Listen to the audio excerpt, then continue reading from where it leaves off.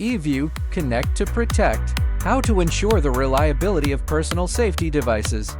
First, functional reliability is assessed through airtightness testing for water resistance and 100% signal transmission testing inside GPS shielding boxes to deliver reliable connectivity.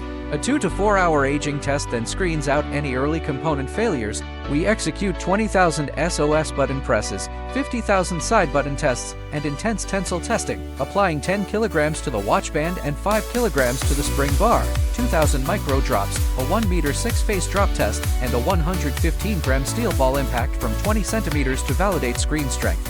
Next, they face the elements: 80 degrees Celsius hot water tolerance, 48-hour demanding temperature cycles from -40 degrees Celsius to 70 degrees Celsius, and intensive salt spray tests to confirm corrosion resistance. Tests further provide robust static protection. Eview Connect to protect.